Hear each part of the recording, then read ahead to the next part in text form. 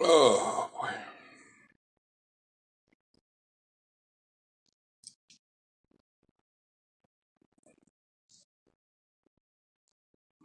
Good evening, guys. If you're watching on replay, I'm just waiting for a couple of people to come in live, and I'll get started. So if you're watching on replay, I thank you. I am Keith KL Belvin, and this is Unapologetically Keith.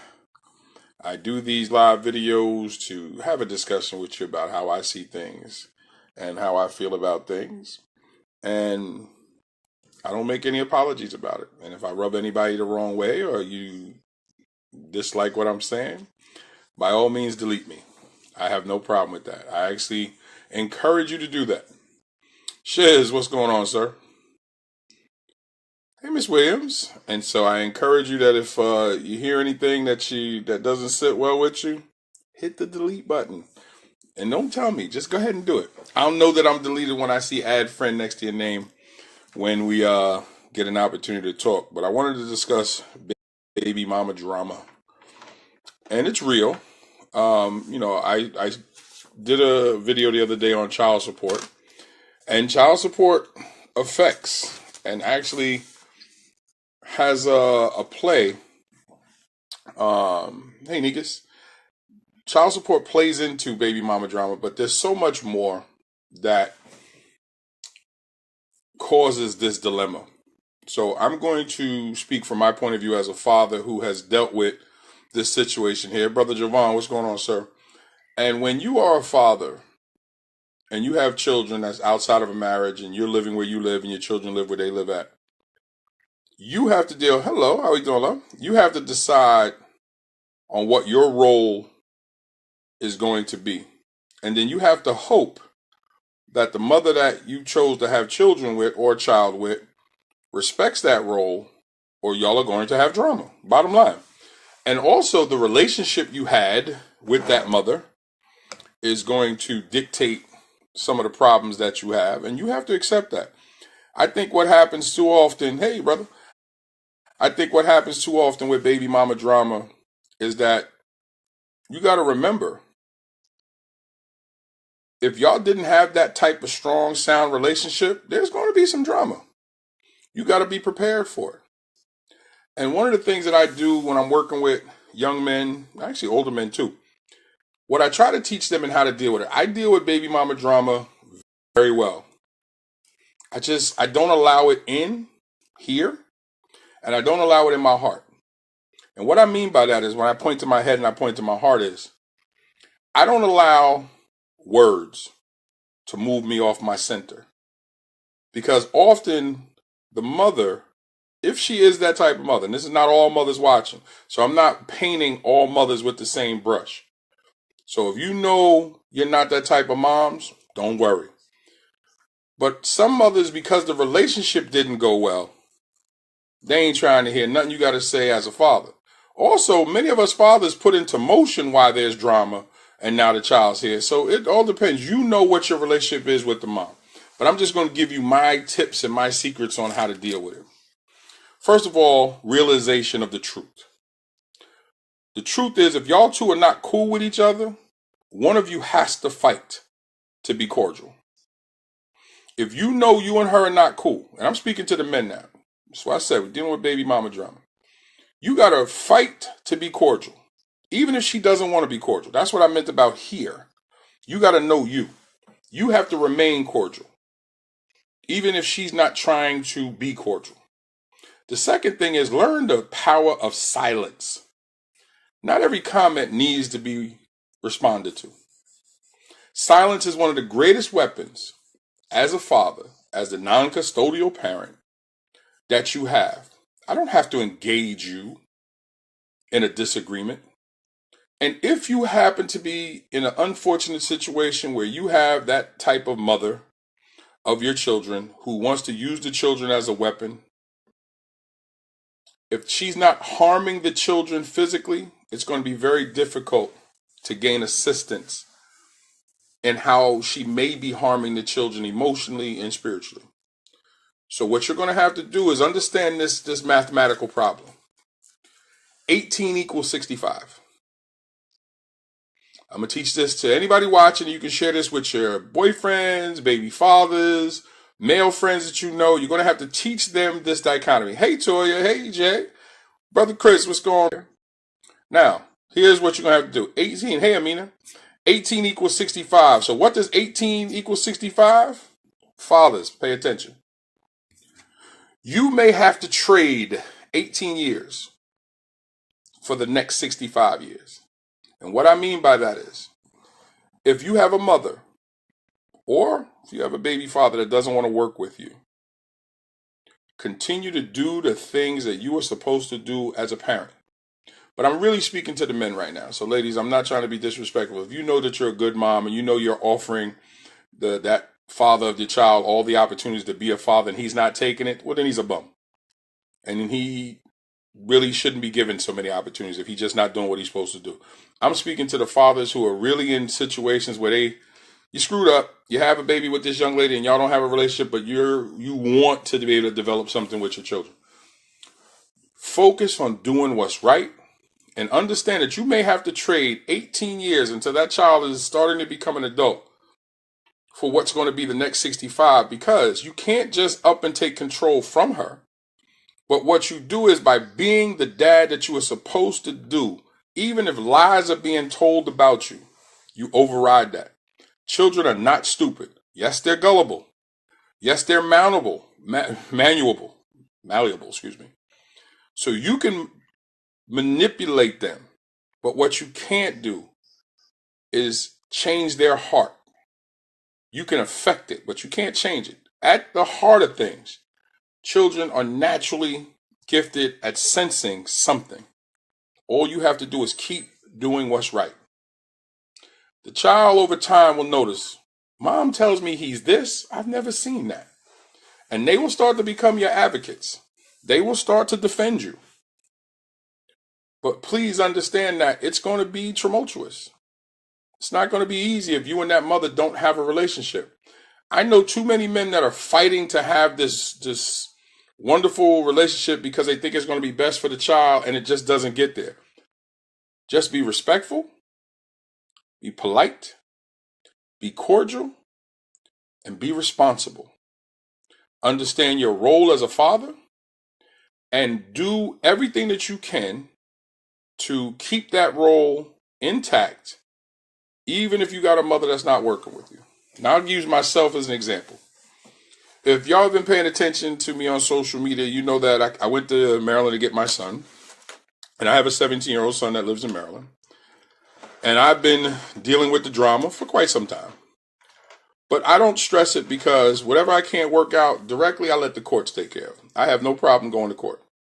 And the reason being is sometimes you need outside assistance to put things in place, so at least the foundation is placed. So we went to court some time ago over custody. She wanted to have sole custody. The judge saw through the foolishness, granted us joint custody. So that was put to rest. I've been paying child support for 17 years now, so that's never been an issue. Never been late on a payment once. And even right now, money that I send to her, she doesn't use on him. She actually makes him use his own money instead of giving him the money that I send. Okay. I tried to have a conversation. She didn't want to have it. Okay, so I'll do the legal route. But in the meantime, I remain cordial. I remain responsible. I remain respectful. And I am attempting to show my son by example who I am, and what a father is actually supposed to look like. Also, now that my son is turning 18, he has started to gravitate towards me. This past year and a half, actually this past 2 years, he has started to gravitate towards me, because not only does he need me as a father, he's starting to realize that all those lies that was being fed to him, the veil is coming off of them. So I don't engage his mother in disrespect. No reason. What I do is I engage her with respect, and I use silence. When there's nothing to say, there's nothing to be said. So this past weekend, it went from, yes, come and get him, which I was going to do, and a half an hour before I was going to pick him up, it was, I need you to bring him home on Saturday. He's supposed to stay till Monday. Why am I bringing him home on Saturday for something that she wanted? Okay, and as I said in the other video, if you watched it, I said, okay, I'll deliver the bad news to him. But before he could even get in the car when I'm picking him up from school, because he lives on campus at the school that he goes to, he got in the car flustered. He got in the car upset. He got up in the car angry. My mom and I just got into it. Da, da, da. My job now is to get that anger out, to get him calm so we can have a conversation. I can't do that if I'm feeding into the drama itself.